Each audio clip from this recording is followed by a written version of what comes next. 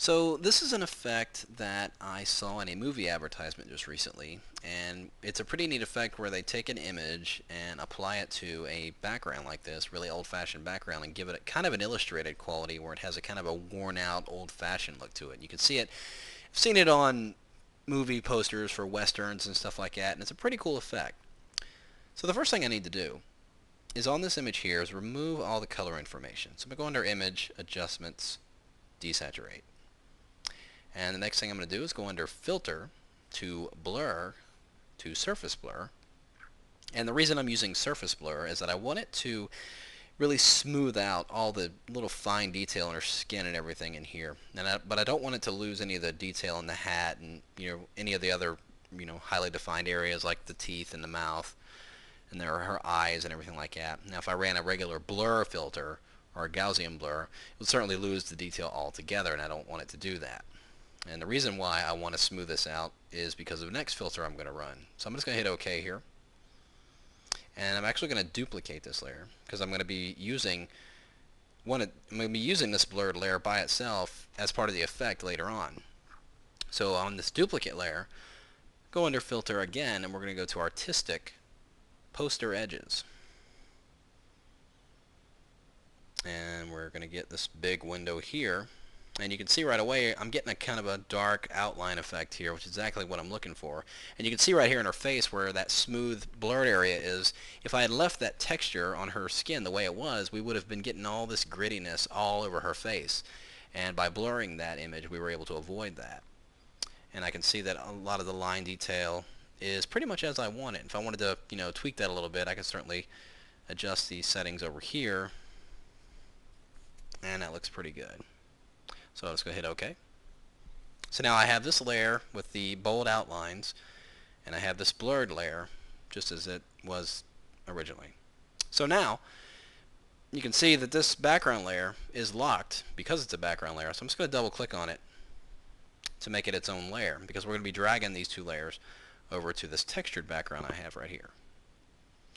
So with this image active, I'm going to hold down my Shift key and select both layers. And I'm just going to click on that layer and drag them right over to this new document. And I'm just going to minimize this file here because I don't need that right now. And I'm going to just zoom out here a little bit.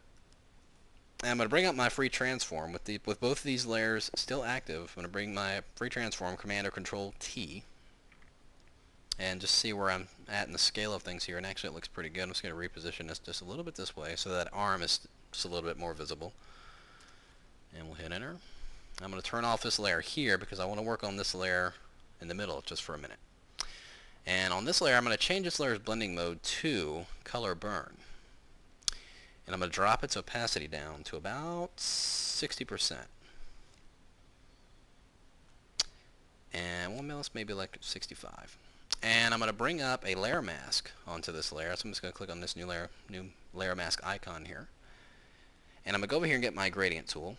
And I want to make sure that I'm going from black to transparent right here. And what I'm going to do is bring in a fade basically from around all the sides, just so it's not so crisp right up to the edge. I want it to have kind of a worn out effect, and almost as if it's fading from years of wear and tear. So I'm just going to start at the top here, hold down my Shift key, and just drag a gradient in on that layer mask.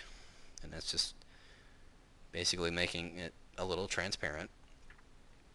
And that looks pretty good. So I'm going to activate that other layer. And this layer I'm going to make its blending mode soft light. And like the one before, I'm going to drop its opacity down, but this time about 75%.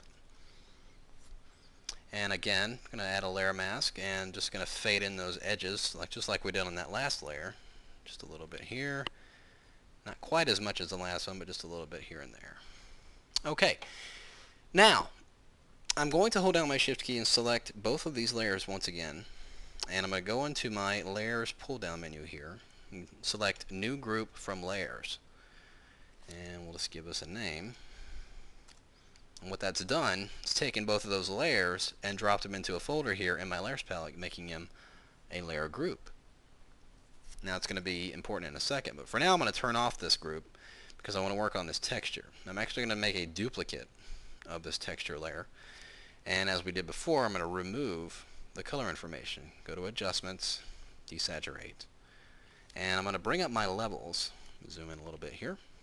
I'm going to bring up my levels using Command or Control L.